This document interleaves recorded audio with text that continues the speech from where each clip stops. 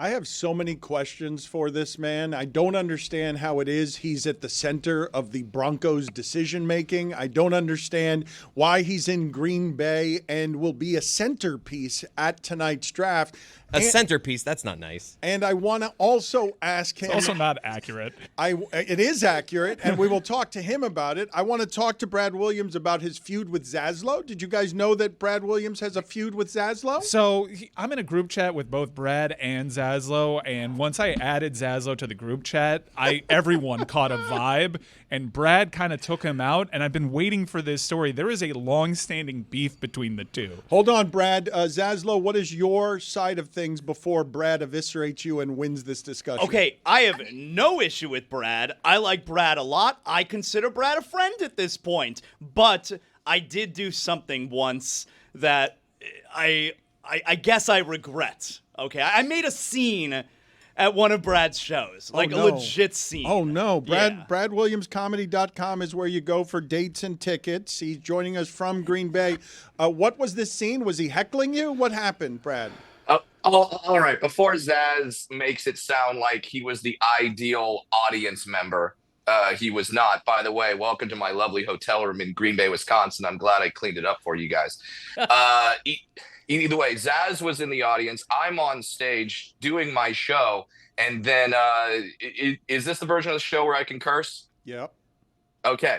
So I'm just doing my set. And then all of a sudden from the audience, you just hear the loudest person ever just yell, "Will you shut the f up?"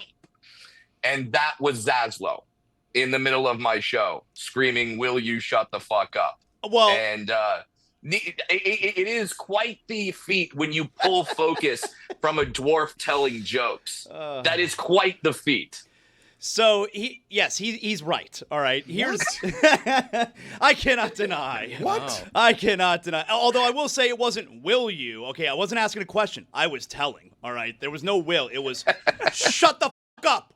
All right, and so here's what happened. So we're in the middle of the show. I said hello to Brad before this show. He's my friend. It was good to see him. I'm there. I've seen Brad several times do his act, and my wife and I were at the show. We're sitting, we're sitting toward the back in one of the couches, and there is a really loud man who is behind us with a couple of women. They have been overserved. They are clearly drunk, and they are loud. And my wife, I don't know if you guys are like this, but if you're out with your wife and you get any kind of sense, it could be unspoken, that she is not enjoying herself, that she is bothered by something, I can sense it and it ruins my night, all right? And so I could feel the buildup. My wife is getting agitated at the people who are being loud and disrespectful to Brad, but people are being loud behind us.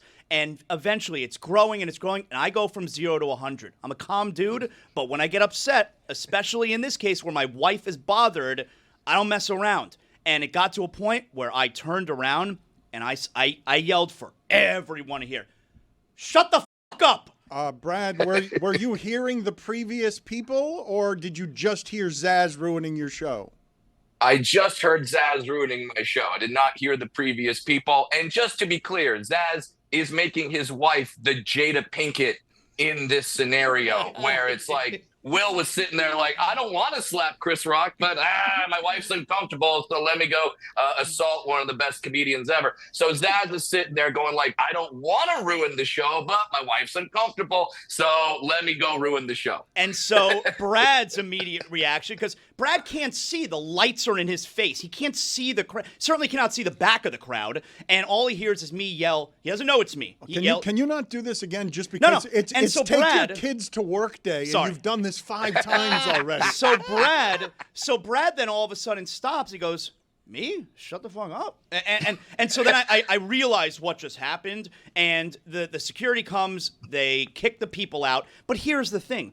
I'm like mortified now because I didn't realize, oh my God, like I like Brad and I feel like I just ruined the show. You didn't realize you were loud?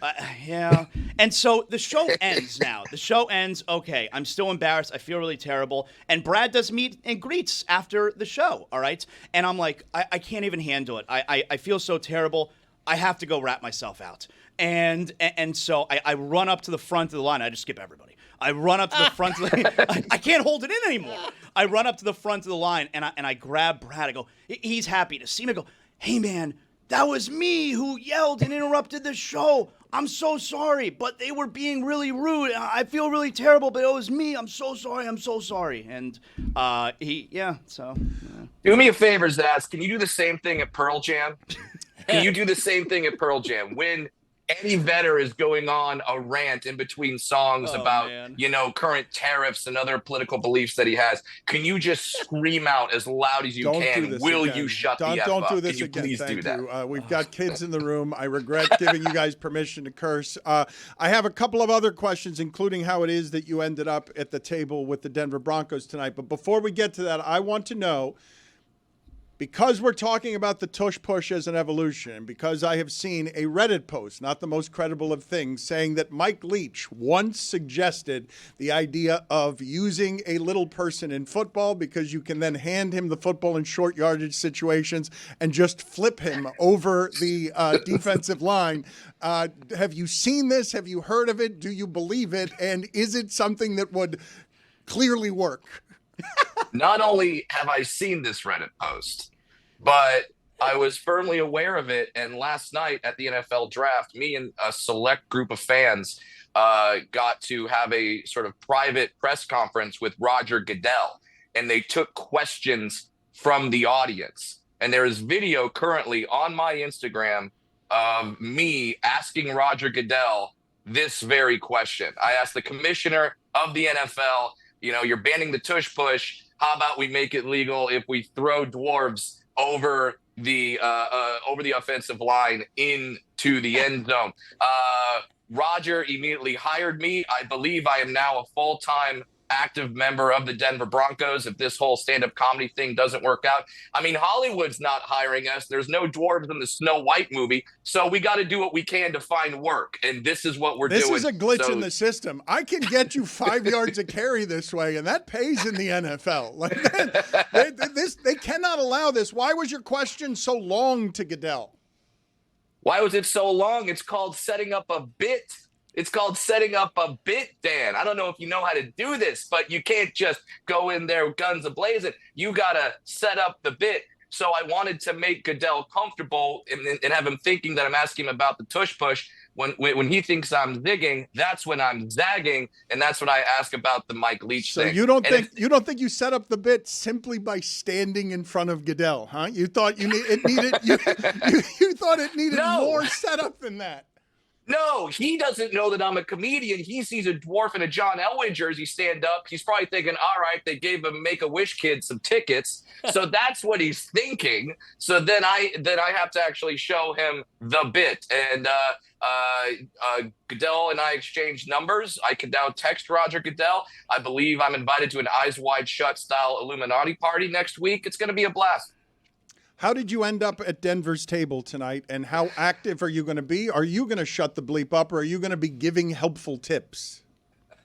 I ended up at Denver's table tonight because I'm a C-list celebrity, and if you're going to be a C-list celebrity, choose an NFL team that doesn't have a lot of celebrity fans, or at least vocal celebrity fans. If I was a Chiefs fan, I'm like 12th in line behind the 9th lead in Modern Family. But I'm a Broncos fan, so it's like me and Angela from The Office, and that's about it.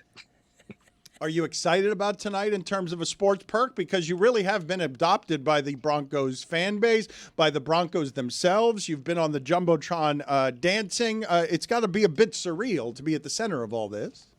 It's very surreal, and I'm very excited. I believe multiple mock drafts have the Broncos choosing a running back in the first round, Omarion Hampton from the University of North Carolina. I'm really excited about that.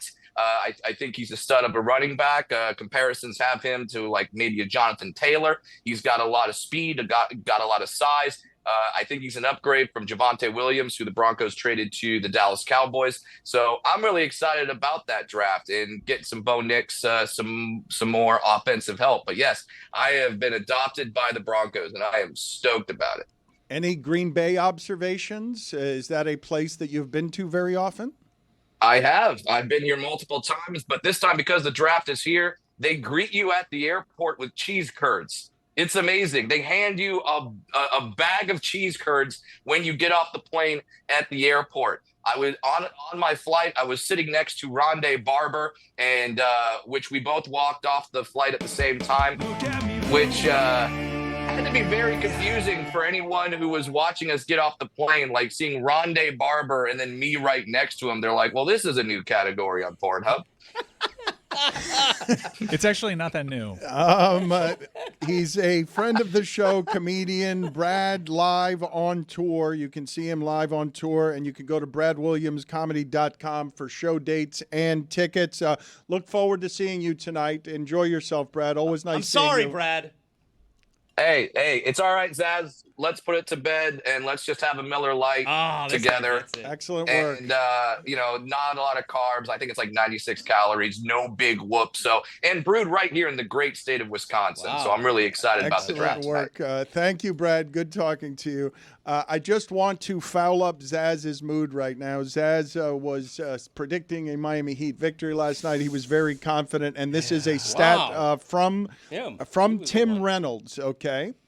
This is the Heat last night had 112 points. They had 16 threes. They had better than 50% shooting, and they allowed less than 50% shooting.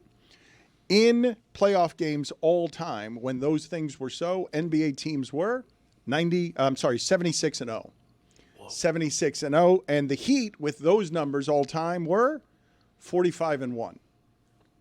And they lost. The Heat played their game. I mean, I know that Andrew Wiggins and Bam weren't good. They played their game, and the Cavs beat them anyway because they made more threes in a second quarter or in a quarter than any team has ever made in the postseason. Yeah, all those numbers are cool, but when the other team shoots 50% from three and breaks a record in the second quarter, you're probably not going to win. We have a couple of telephone numbers. It took us 4 years at Meadowlark Media to get them, but we have landline telephone numbers that you can reach if you want to be on the Boost Mobile Hot Take Hotline. It's 305-486-4689. And if you want life advice questions or just general thoughts around the show, you could call Juju now, who's doing some stuff for us with a phone line. It's Juju Now is the telephone number, but those are just letters. So the numbers are 650-585-8669 if you want to call Juju Gotti. We have a bit of news here that we are about to break in the form of song, Zaslow. So are you ready for this news that we're about to break? I don't think that we've broken news before in the form of song. So let's hear what we've got here.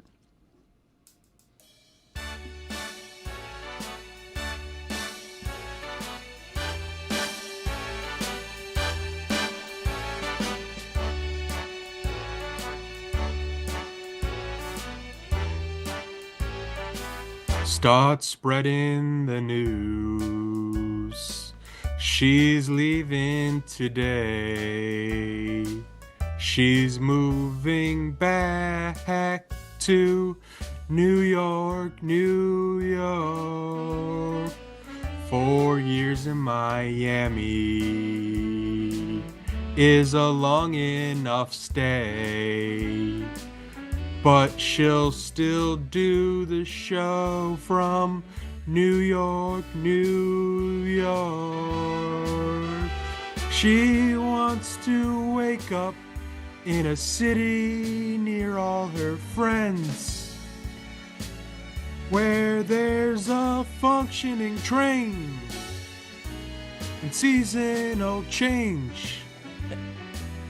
These Heat Homer shows have pushed her away. Nobody cares about Heat culture in old New York. If she can work for Dan, she'll survive any man. It's time to move New York, New York. Woo! Serenaded by Taylor is better punctuation than anybody. I thought that was her. Oh, yeah. I wish I could sing like that. Congratulations, Jess. You have parlayed an assortment of journalistic accomplishments bigger than both Cody's and Zaslow's into a New York move that will still have you around. This is goodbye to Miami, not goodbye to the show. Correct. This is goodbye, Miami. 4 years is a long time. I enjoyed my stay for the most part. It was a lot of fun for the most part. And I'll miss you guys for the most part. No, in all seriousness, I will miss seeing most of you. Just kidding. Every day, and yeah, it's not going to be the same. I won't be here week in and week out. I see Mike getting emotional, and I don't like it. I'm not getting emotional. I'm good. I'm good. I'm good. It seems like you're emotional. I don't know whether it's Cam Ward or Jessica. It's definitely Cam Ward. And this is a big day for me because I can talk about the Canes without her on them constantly. Not yet. Not yet. I'm still here for the rest of this show. Come on. But I am moving tomorrow, and I will be back in New York in a couple months. We're staying with family for a couple months in the summer here. So Does Willow stay?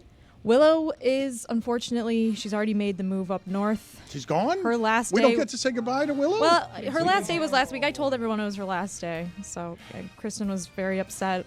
A lot of tears. So that was a going away party on Tuesday? Yes. I just thought we were having tequila.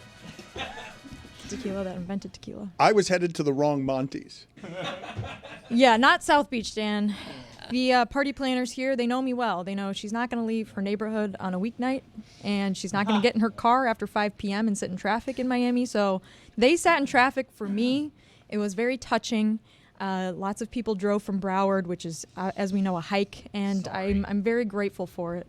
If I may, and I'm not going to get emotional about this, I promise, but Jess took a bet on us several years ago, and this was before we really had a company, and we were all just vision. We were at the Clevelander. It was drab and dreary. It's hard to explain to her Stinky. how. It's hard to explain to anybody how it was just broken pipes and nothing. There was a bomb threat on my first day. It was bomb really threat. bad. Well, and you had to move out of your original house because the neighbors were awful. I had a cockroach infestation in my first apartment here. Yeah, we had a really difficult launch for her personally, and professionally, it's not easy jumping into a fully formed show that is feeling a whole new phase of its incarnation out. And she was an absolute pro the entire time. I'm really sad to see her go, but I understand. I'm also happy to see her go because I know that's home for her, Lehman, and Willow, and I'm glad that she gets to stay in the family. I'm glad that she gets to reunite up there with Lucy. And yeah, it's not goodbye. It's see you less. Yeah, That's see what it is, you yeah. less, which there's pros and cons to that. So. Well, it's not great for Jeremy, I would say. Yeah, I'm just sad you're leaving because no one else likes me here. Oh, you think I like? That's true. Pitch Clock with Jeremy Taché is coming up. Wow, in I am about really good 1 at this minute. job. No one knows what I do, what I don't do, who I like, who I don't like. I am a pro. Thank you, Mike. Thank you, Jez. Welcome to the Pitch Clock. Here's the pitch. A 2-part baseball segment combining a nostalgic baseball trivia game and an interview with an expert. This is the Pitch Clock. The Pitch Clock is back. We have a couple of guests with us in Jake Mintz and Jordan Schusterman of Cespedes Family Barbecue. These guys stuck around for another week of the Pitch Clock, and we appreciate them for it. Taylor's going to lead the way here on our trivia before we get to our 2025 Major League Expert, and this season we got to go to the nostalgia trivia. So, Taylor, what do we got going for us today? Today you guys are playing Who Am I? You'll get 5 clues. If you get it on the first clue, you get 5 points. The second clue, 4 points, and so on. There's no penalty for guessing and getting it wrong because I want to encourage you guys to throw names out there per round. Love this. I never won the Cy Young, despite having 6 top 5 finishes. Okay.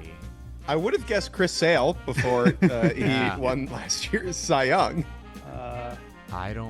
I'll be honest, guys, I'm not going to have this one after one. I have a guess. I have a guess as well, but I'll let my friend go first. 6 top 5. My guess is Adam Wainwright. Not Wayno. I will guess Tom Glavine. Not Tom Glavine. I will guess John Smoltz. Not John Smith. I really thought I was going to take that. All right. Next clue. One round. Let's get another clue. Second clue for 4 points.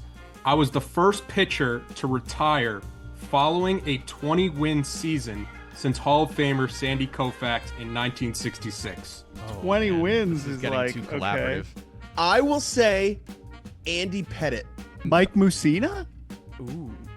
Jeremy, who's your guess? I'm wrong, but CC Sabathia, he probably won a Cy Young somewhere along the way. He did win. Yeah. It's going to be 4 points for Jordan. It's Mike Mussina. Wow! Holy crap. Okay, Wow. Congratulations. All right, Taylor, who's our next All right, player? I feel good about that. Yeah, you man. should. Wow. Second player for 5 points. I made my MLB debut in September 2005 as a defensive replacement and struck out in my only 2 at-bats that season. Okay. I will say Andrew McCutcheon. I'm just going to do same time frame. I'm just going to say Mark Teixeira. Just to say a name, I'll say Joey Votto, but that's not right. All incorrect. We're going to the Okay. 4 points. Okay, all right, thank goodness. My first name was supposed to be Hamlet because of my grandmother's love of Shakespeare, but the clerk severely messed it up. I've got it. I got it. Yeah, I've got I it got also. Do we all have it? Can we say it together? Yes. 1, 2, Three. 3. Hanley Ramirez. Yay! It's time to get to 2025. We're kicking Jake and Jordan out for a minute, and we bring in from MLB Network, Adnan Virk. Thank you for booking yourself on this week of the Pitch Clock and returning for us. Look, Adnan, you know, everyone around here knows I'm on the Marlins broadcast, but I do have a side team, and that's my American League team. Tigers. And that is the Detroit Tigers. And how real is this start? Like, do you anticipate that these Tigers will be leading that division throughout the year, or is this a bit of a mirage for what you expect? I actually do think it's sustainable, Jeremy. I don't necessarily think they're going to be the best team in the American League, but I think, and again, I know we always poo-poo the AL Central, but in what feels to be a generally weaker division, they can be the class of that division. For your Tigers, the whole key was going to be, what else do you got besides Skubal? Because Skubal, we know, is going to be unbelievable. And I thought re-signing Flaherty was just a master stroke because it gives you more depth now as far as the starting rotation is concerned. And you know, they're doing this. There's one stretch, as you know, Riley Green was like 1 for 32. It was awful. Then he had a 3-hit game, and you go, okay, if he can turn it around. The guy that I'm happiest for, though, is Spencer Torkelson. I mean, he was abysmal much of last year. I think the stat was he had 10 home runs and 342 at-bats. This year he had 6 in 66 at-bats. So to me, I'm like, dude, this guy was a number 1 pick. If Torkelson can be a guy that you depend on and can hit. Kerry Carpenter, I'd love to see be able to hit lefties more often. You know, he struggled a little bit, so that's why A.J. Hinch platoons him. But I do really like Kerry Carpenter as well. Obviously, if you can get some production out of Baez, you'll take it. Bullpen's really good. Yeah, I don't think the Tigers are like a 95-win team, but I'm with you. They can be the team to beat in the division. I sure hope they are, and it's been fun to watch them without Rogers, who you mentioned, who to me, and maybe this can be a new looks like for Tim Kirkjian somewhere down the line, he looks like the Lorax. Like, he just looks like the Lorax. We have a special addition to this part of the 2025 baseball here for you, Adnan. We actually have Taylor with us. In this portion of the show, we sent him to the New York studio to ask a New York-based question, but maybe not the one you would think. Taylor? Adnan, the Mets go out, they get Juan Soto, the splash of the free agency. Their pitching was supposed to be their weakness. Yeah. How do you make sense that the Mets have the best ERA in baseball right now? Dude, it's crazy because I kept saying to myself, well, Manaea is going to be out, so that's going to be a bit of a hit. They obviously lost those starters from a season ago, but no, David Peterson, fantastic. Kodai Senga, great. Probably a little underrated as far as the Cy Young race is concerned. Bullpen's been great. Edwin Diaz, of course. But to your point, it's one thing to say, oh, we got a few guys, but like 2.30 team ERA is insane. I mean, I don't think anyone expected them to be that good as far as their pitching is concerned. Lindor's been awesome, which is nice to see. Normally he's a second-half guy. He's never made the All-Star team, by the way, as a Met, because he always gets a slow first-half starts, but had that walk-off home run on Friday, his first as a Met, another big hit last night. Alonso's been unbelievable. His OPS is almost up there and Judge. So those two guys are carrying their offense, and Juan Soto's been Juan So-So. I mean, in the wins he's been good, in the losses he's been bad, has yet to hit a home run at Citi Field. It's their pitching which is carrying them. Amazing. Juan Soso will get you invited back here every single week, Adnan Virk. Who's our third player to guess here? Third player for 5 points. I'm the only pitcher in MLB history to throw a no-hitter against the same team in back-to-back seasons. Oh, I think I know. I'm going to go first, and I'm going to say Justin Verlander. I'm going to go Roy Halladay. Jeremy, do you have a guess? No, just let them take it. We're going on to the second clue, both Thank incorrect. goodness, okay. For 4 points, I was on the cover of MLB 2K9. Oh. MLB 2K9. Why All not right, I have 2K6? a guess. I think I have it, I'm but I'll let you switching. guys go. Okay, I'll go Lincecum. All right. Tim Lincecum. I'll don't just say think- Who's your mine, guess? so I have it. I have Felix Hernandez. My guess was also Lincecum. It was the freak, Tim Lincecum. Okay, so we Oh, dude, no. if Felix had multiple, I would Wow, have so you remembered. guys tied there. For 5 points, player 4. In 2002, I led the MLB in saves with 55. Eric Gagne. Yeah. Yeah, We're I was all gonna gonna guess Gagne. We're all guessing Gagne. All guessing Gagne? Gagne. Yeah. We're all locked in on Gagne. It's not Eric Gagne. 4 points. In 1997, I helped my own cause and batted .288, winning a Silver Slugger. I mean, it doesn't feel possible with what I'm thinking, but I have no choice but to write the name that I just did. I am also going to do that. Should I go first? Do you want to go? Go ahead, Jake. I'm going to say John Smoltz because That's what I wrote. Me too. the Yeah, we number all of did. guys who would to win a Silver Slugger, you have to be a starter. Yes.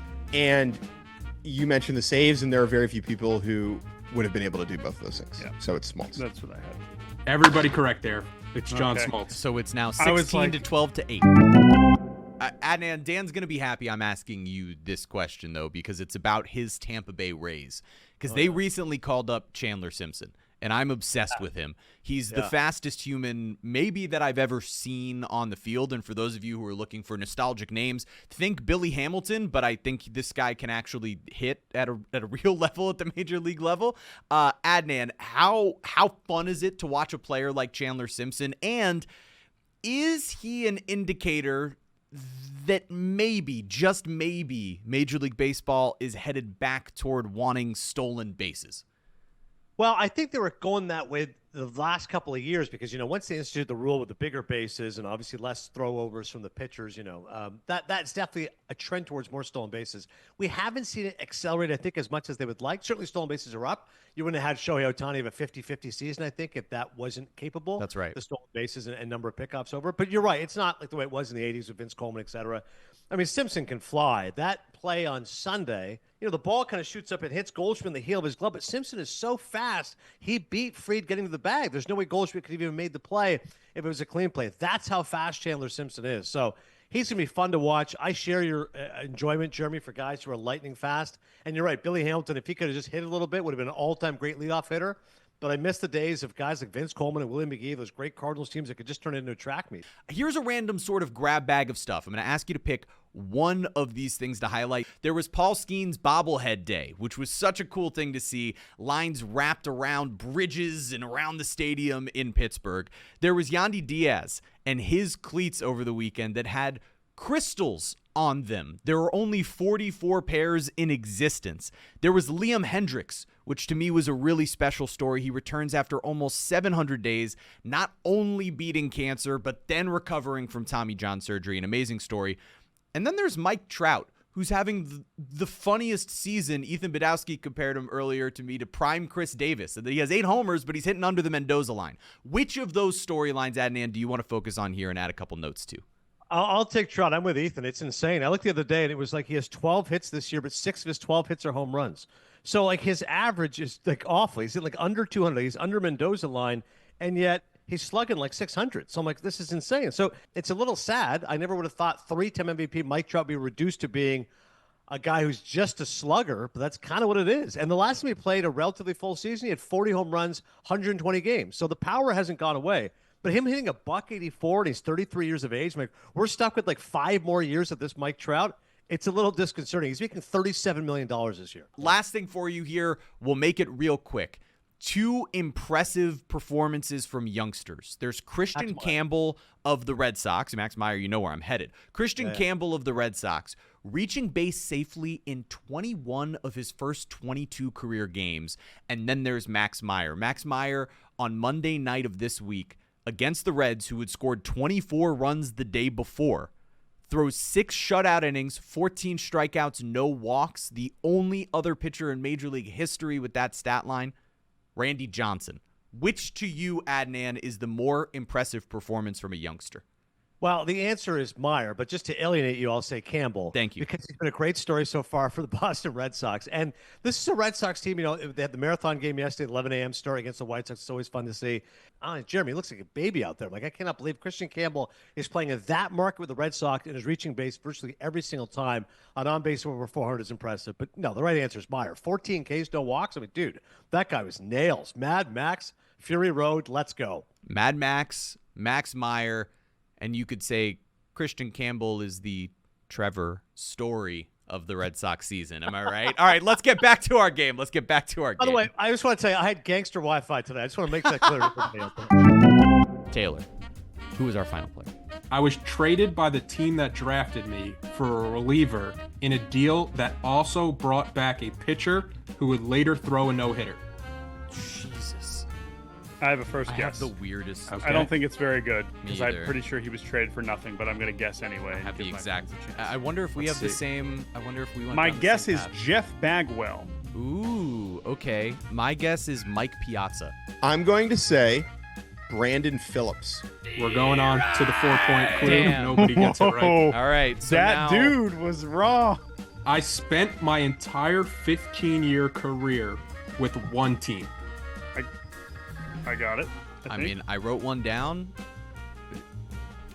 Both of you have already written yours down. Adam Wainwright. I put Craig Biggio. I did Josh Willingham.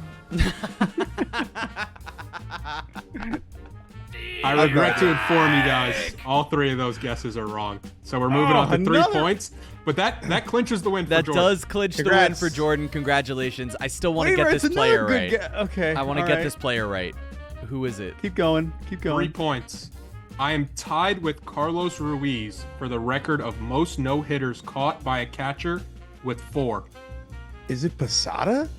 Jeremy, do you have a name written down? Was he traded? I had written Yadier Molina, but I knew it wasn't right. I'm tapping out, or I'll take the It's next not clue. Jason Next clue. Castro. Okay. We'll go to 2 points. I am points. tied with Jorge Posada and Yogi Berra for most postseason Oh, home I runs got it. by a I got catcher. it. I got it. Jason Varitek. It is Jason Varitek. Jason Varitek, and that's how we end it with the name Jason Varitek. Thanks so much for having me. I'm gonna go run laps to punish myself. Yeah, this is how we all feel at the end of these games, Taylor, and it's your fault.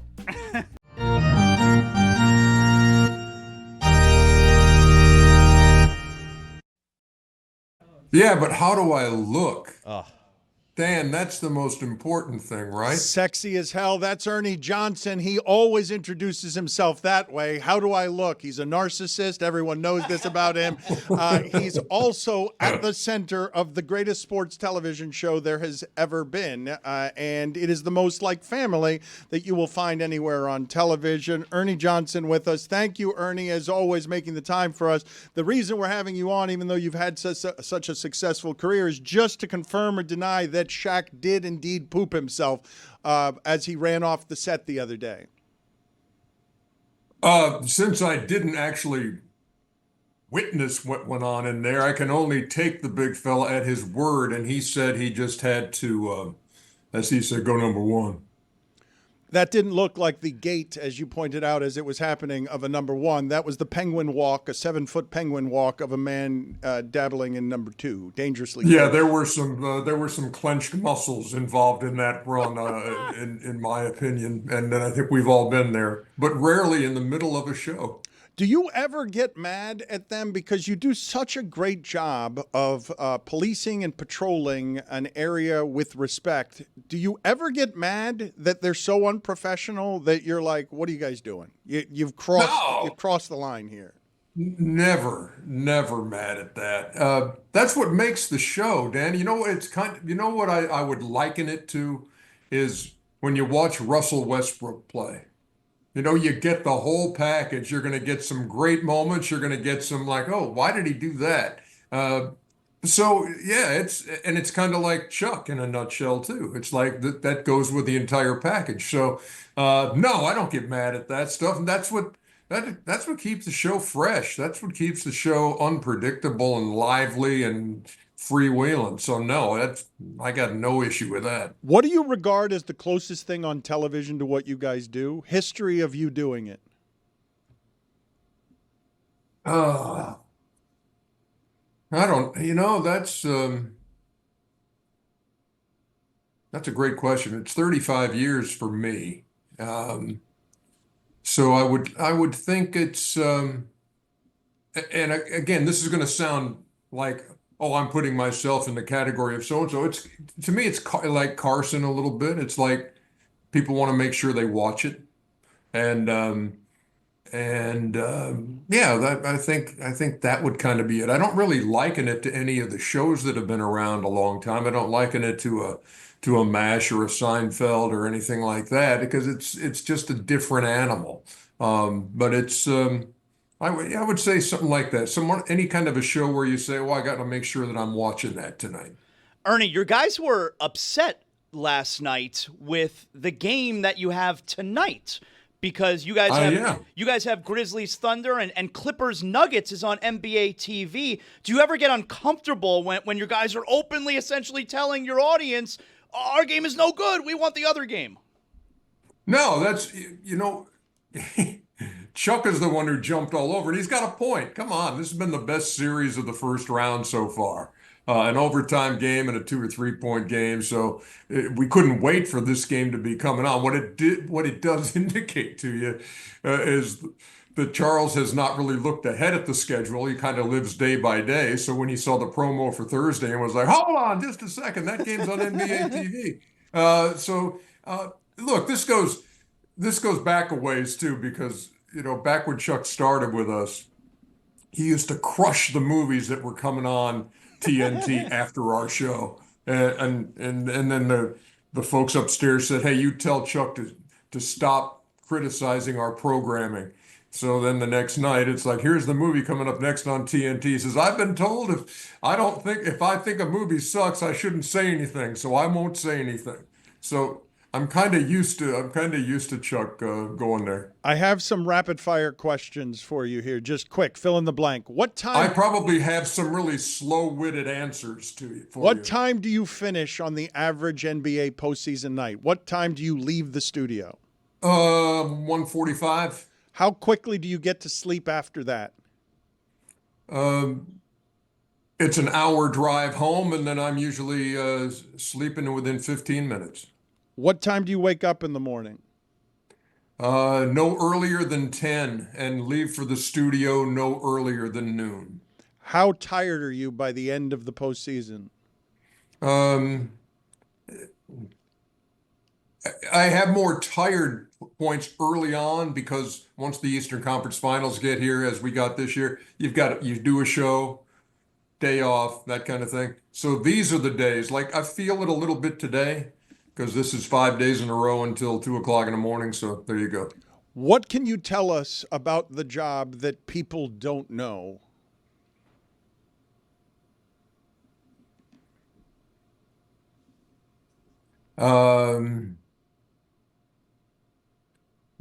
It's a lot more work before the show than it is during the show. I would imagine that you're the one doing most of that work.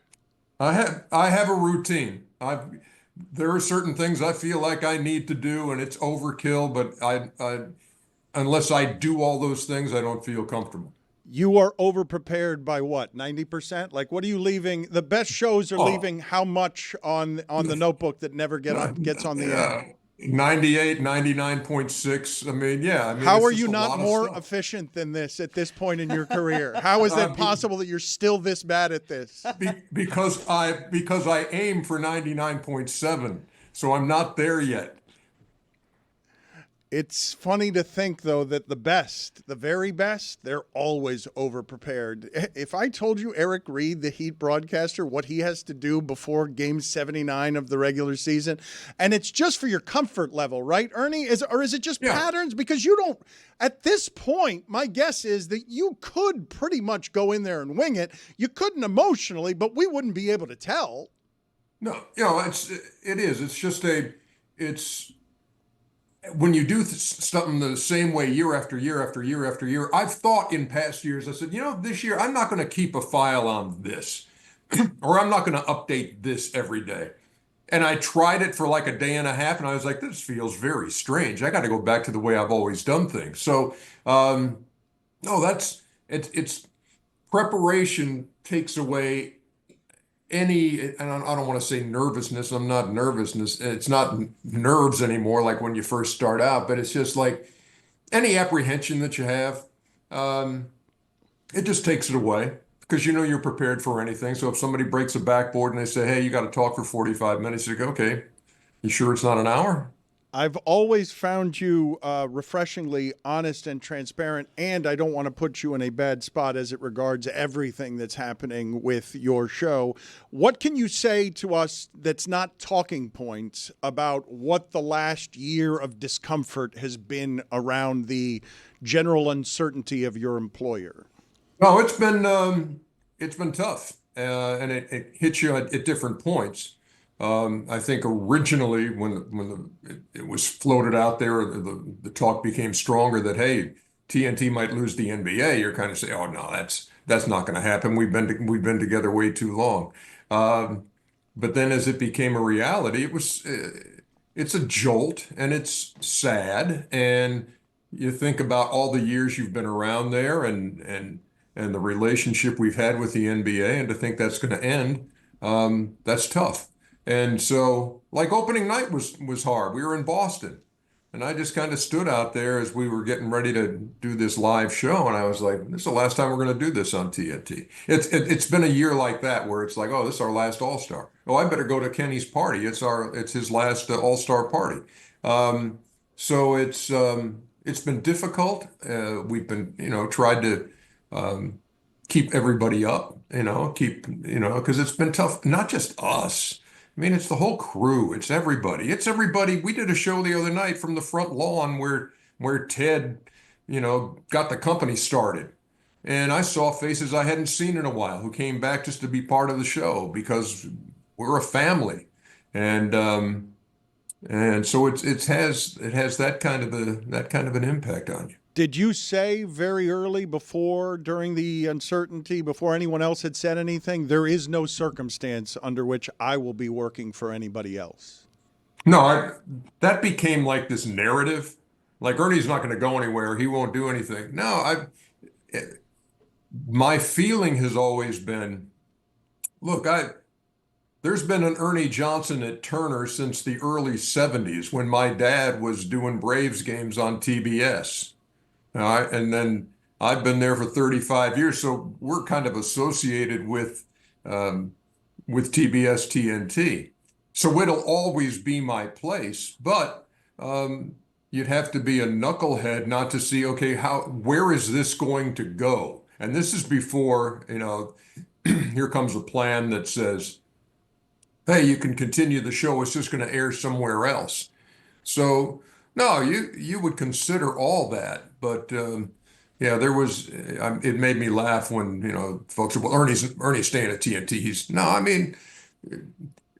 Look, it's business. Hey, it's business that cost us the NBA on TNT. It's business that dictates, kind of where you find yourself afterwards. But I'm gratified that we've hit on something here where we can stay together, we can do the show. It's not going to air on TNT, but we're going to have the same crew, same production folks. So basically, it's just going to be, it's us again. It's just airing somewhere else. Ernie, does the playoffs so far feel like it's more, the teams are more combative, more chippy, more physical in the early going than maybe the last few years? I mean, I think in certain instances it has. And I saw that Steve Kerr had said it reminded him of 1997 as he was, he's coaching in this Golden State Houston series. But I think everything always gets amped up this time of year. But yeah, there have been some moments. Jamal Murray the other day picks up Norman Powell, and then obviously you're going to go back at somebody like that. But the degree of physicality, it depends on where you come from, I guess, because, if Kurt Rambis got hit by Kevin McHale today, that'd be like a flagrant foul 16. Imprisonment. Immediate Oh, imprisonment. yeah, it would be. It'd be Loss like, of hey, freedom. nice knowing you. You had a good career. We'll see you again some other time. But so it's not as, but I think like in the Houston series, it's just been physical because every possession, it seems, somebody's getting on somebody or somebody's on the floor. But I love it. Yeah, that's what playoff hoops is about. Do you think that the three-pointer has distorted basketball so much that we're going to get a lot more uninteresting basketball games decided by 15 points in the playoffs instead of buzzer beaters and close games at the end because of how much the game has been distorted by the three? No, I don't know if it affects how many buzzer beaters you see. I mean, if both teams are hitting threes all night long, it may come down to who hits the last three. So seems like there are fewer close games the last couple of years of playoffs. But I'm just doing that from view. I'm not doing that empirically. No, I'd have to look, and I could sit down and look at all the box scores and see. But I mean, so the Denver Clipper series has been tight the whole way through. Okay, an overtime game and a 2 or 3 point game. The others, like in 1-8, the Memphis OKC, yeah, okay. Sometimes you get a 1-8 that's a dog. And, maybe Memphis turns that around and says, hey, this is not a dog series. We are going to play well tonight and we're going to get back in it. But I don't know if you can blame a lot of stuff on the three-pointer. I don't know if you can blame close games on the three. What's the surprise you're expecting to happen that is going to be a surprise to others, but Ernie thinks will be so? Detroit beating New York, any upsets? I would say, and I'm not saying I see this coming, but in the next round, Indiana, Cleveland, don't sleep on the Pacers. Ernie has said it. It's been said. Do not sleep on the Pacers. He doesn't do this stuff casually. When Ernie says it, it means more than the average person saying it. You don't hear Ernie saying things like that. Ernie, I have a question. I saw that you were born in Milwaukee and that the Milwaukee City uniforms say Cream City. And some of my friends from Milwaukee were like, no one's ever called it Cream City before. Have you ever actually heard the Cream City nickname? Oh, I have heard it, and I do like the cream-colored uniforms. I think that's a good look. But like when I was growing up in Milwaukee, I never said, "Hey, school's out. I got to get back to my home in the Cream City." No, I don't know. Yeah, no, that's not part of my my Milwaukee lexicon. Lakers getting out of the first round? Yes. Giannis staying in Milwaukee next year? The Cream City, you mean? Yeah, sorry. I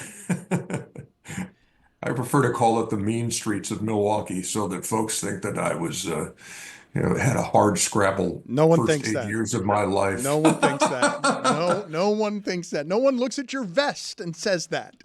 Yeah, thank you so much.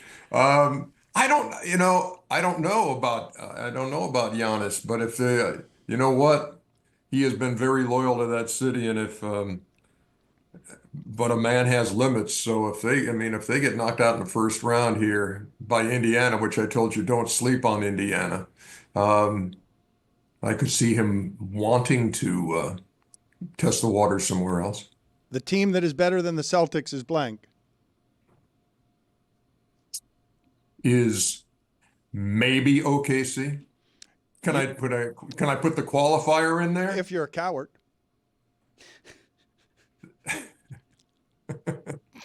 The team that is better than Boston is OKC. I just think I believe in what that team has done in the regular season, but I also believe that most people think that team is too young to win the championship. Teams that young do not win the championship. But man, I know they're young, but man, they are so deep and they have so many pieces that you need. Look, you talk about beating the Celtics 4 times. Yeah, that's going to be tough. You beat OKC 4 times, then you're showing me something. Do you expect that the Boston Celtics will be in the finals? See, that's difficult for me to say because we do have the Eastern Conference Finals. So I expect Boston to be one of the locales for our final road show on TNT. I would think that that's coming down to Boston, and don't sleep on the Pacers or Cleveland or Indiana. Do you expect Houston to get out of the first round? I do not. I like that team. I like what they got going on, and I think Sam Amick with The Athletic wrote a great article earlier this year where he talked about Ime Udoka and his philosophy, and he's kind of trying to turn this Houston team into like a modern day Bad Boys. We don't take any stuff off anybody, and we are tough, and they are. But I think that they don't shoot the ball well enough, and I think, and again, here's the thing: look, if Jimmy Butler can't play. And I don't know what the MRI is going to show, but if Jimmy Butler can't play for Golden State, then I think Houston wins that series. So you got to allow me a qualifier every now and then, and don't call me a coward for saying that. All right. I'm sorry I called you a coward. That's okay. I've been called worse. Well, you see the guys I work with? You displayed cowardice. I'm not a coward, but I displayed cowardice. I like that. Ernie, always good seeing you. Thank you for making the time, and thank you for the epic work for damn near 40 years. No, thank you, guys. I always enjoy listening to you. Always great talking to you, Dan. Much respect, man. Likewise. Much love, sir. From game night to parties with friends or special anniversary, celebrating important occasions means more moments with the coolest people in your life. Cheers to 50 years of Miller Lite, the great tasting light beer for people who love beer since 1975. Now's a perfect time to celebrate legendary stories with friends, family, and a great tasting light beer. It's Miller time. When I think of Miller Lite, I think of me and my dad cheersing, watching a Marlins game on a cruise together. We get the and the cheers. It's just, when I think of Miller Lite, I think of times with my dad, times with family and friends. It's the original light beer since 1975, still iconic 50 years later. Miller Lite, great taste, 96 calories. Go to MillerLite.com/Dan to find delivery options near you, or you can pick up some Miller Lite pretty much anywhere they sell beer. It's Miller time. Celebrate responsibly. Miller Brewing Company, Milwaukee, Wisconsin. 96 calories and 3.2 carbs per 12 ounces.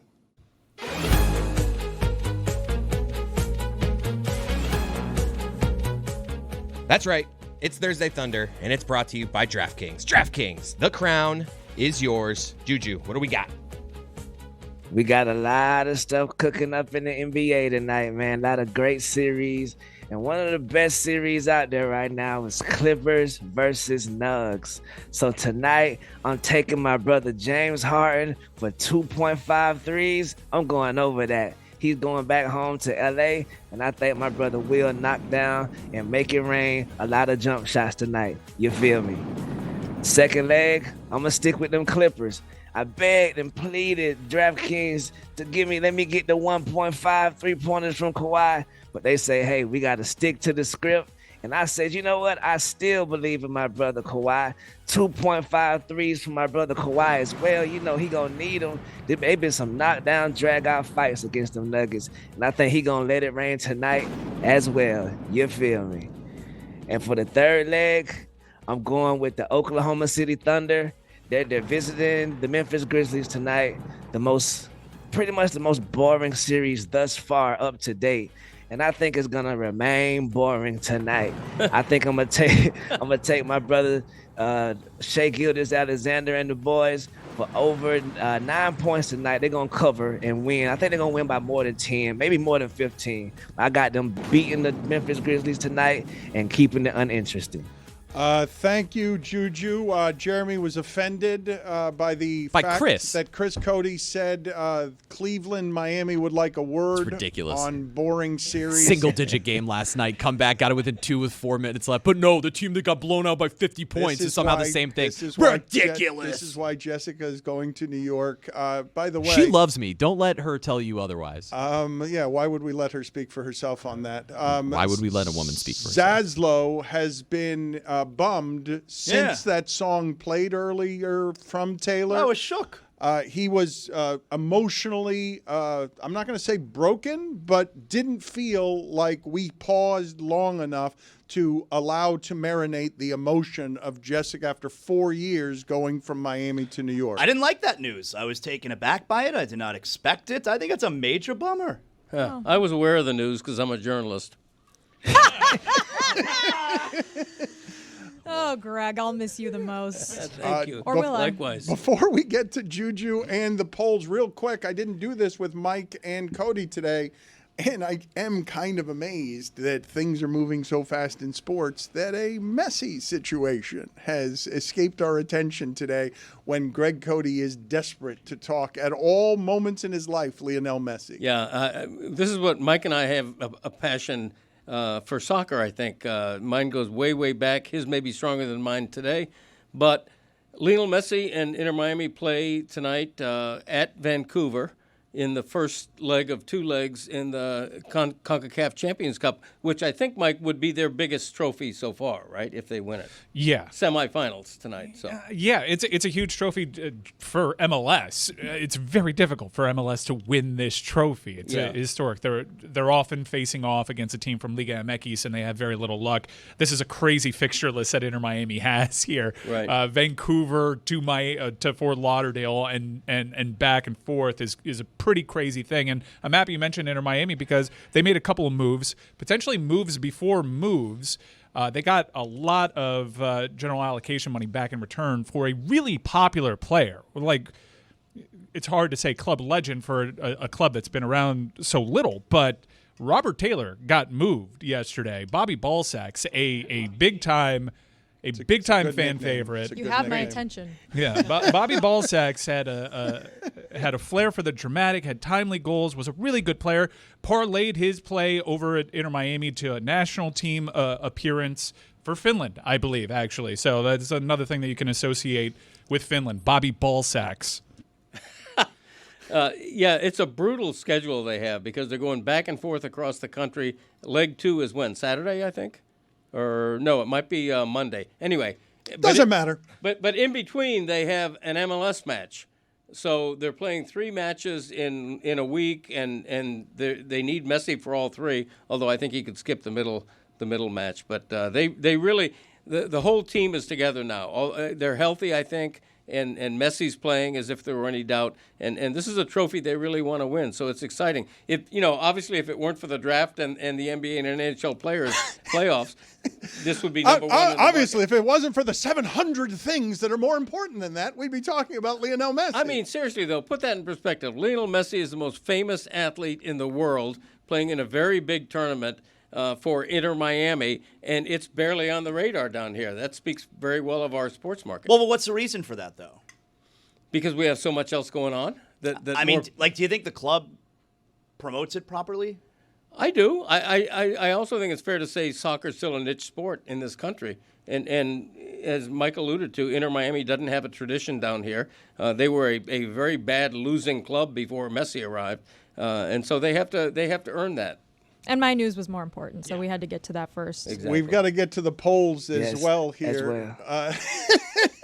Sorry, Juju.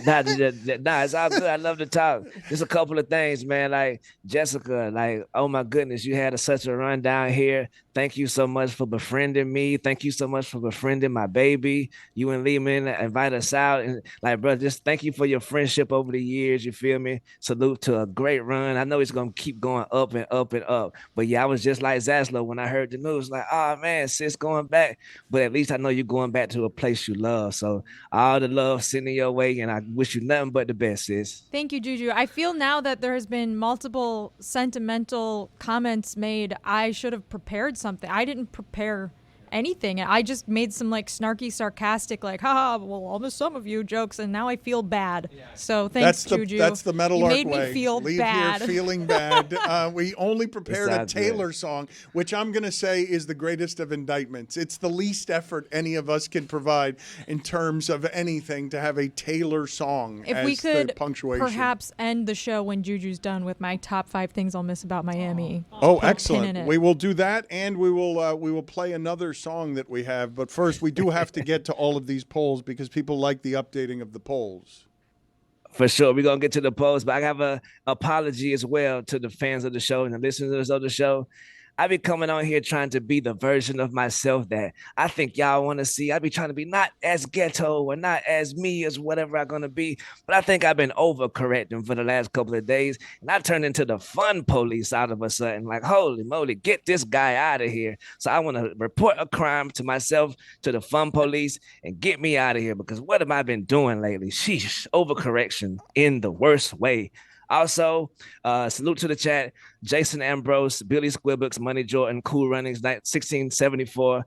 I love you. And also, lastly, Greg Cody's pinky ring. Oh, we're not doing enough reporting on Greg Cody pinky ring. That thing is amazing. You, sir, are a true player, and I see you, brother. Thank you. He's had that pinky ring for a long time. But Monty Jones is a big fan of your pinky ring. The pinky ring has been something in the Cody arsenal for how long? Probably 10 years. Ever since I stopped wearing a wedding ring.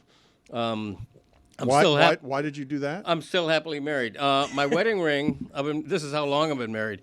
My wedding ring actually split in the back, and I didn't have it repaired, and it was like pinching my skin and everything. So I'm like, I'm married. I love you. I don't need a wedding ring. And so I want a little bit of, although I do have this on, I'm not a big jewelry guy, but I just adopted the pinky ring. You're having a bad arm day. I'm having a bad arm life. Bad arm year. Yeah, but thank you for pointing that out. You have a no wedding ring. How does Erlene feel about this? And are you sure it's not because your fingers have gotten She fatter? doesn't care. No, my fingers have always been this fat. She doesn't care. No, I mean, when you've been married as long as we have, come on. Who cares? Let's put it on the poll at Le Batard Show. When you've been married as long as the Codys have, who cares? Yes or no at Le Batard Show. I want 100% of that result. What do we have for polls here, Juju?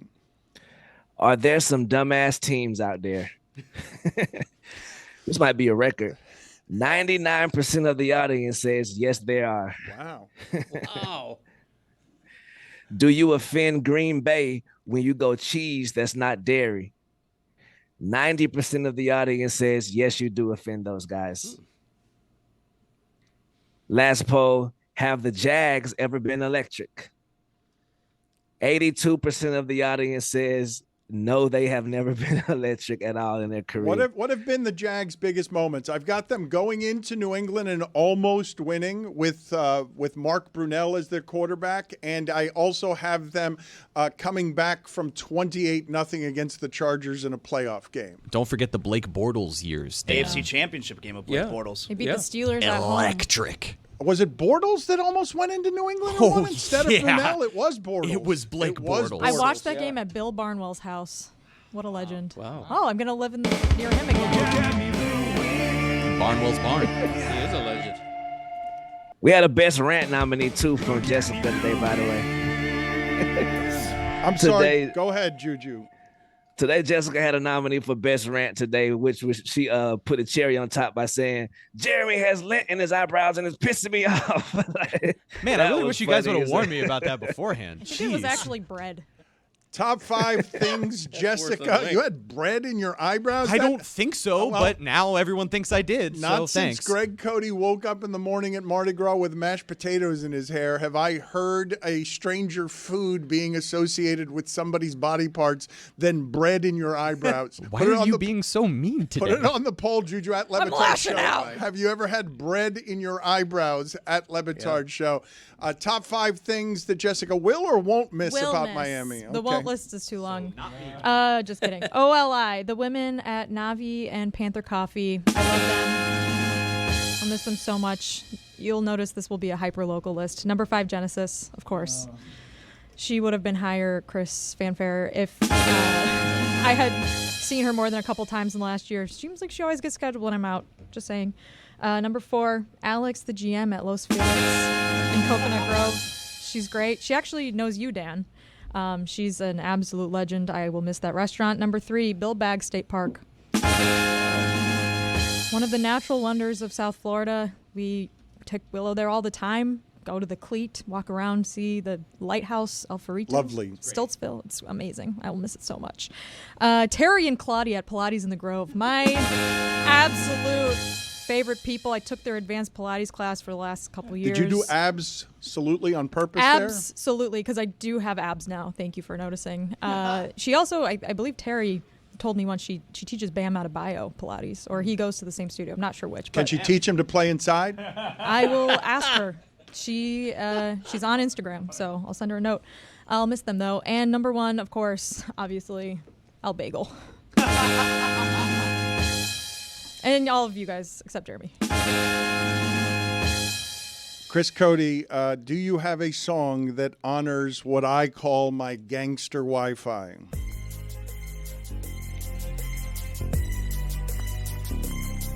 As I walk the back alley of Prime 112 with Glizzy in hand to take a look at myself. Cause I've been last and podcasted so long that even my Brian thinks that my mind is gone. But I ain't never had a bet with this much purpose. Making a dear friend do indentured service. $700 staking, cause I'm banking on the Heat losing to the Hawks in the play-in. I really hate to lose, but I gotta bet against the guy whose kid would wear a chicken on his head. But when I go back home and wanna watch the game on streaming and I can't, I realize how lucky I've been in my life. Been spending most my life living with some gangsters Wi-Fi. Been spending most my life living with some gangsters Wi-Fi. Been spending most my life living with some gangsters Wi-Fi. Been spending most my life living with some gangsters Wi-Fi. Juju, how tired are the fans of the show? He sounded like Weird Al Yankovic. Good. Thank you. Hearing Pearl Jam talk. How tired is the audience hearing? Zaslo's very excited about Pearl Jam tonight. How tired is the audience of Zaslo's Pearl Jam obsession? Times that if we say those two words one more time, we're gonna lose a lot of listeners. But hey, they're still here. They're just bluffing. You feel me? Happy Pearl Jam Day to my brother Zaslow. You feel me? I'm so glad you got those tickets, bro. Thank you very much. Juju, see you tomorrow, buddy. We'll talk to you. Thanks, Juju. Yes, sir.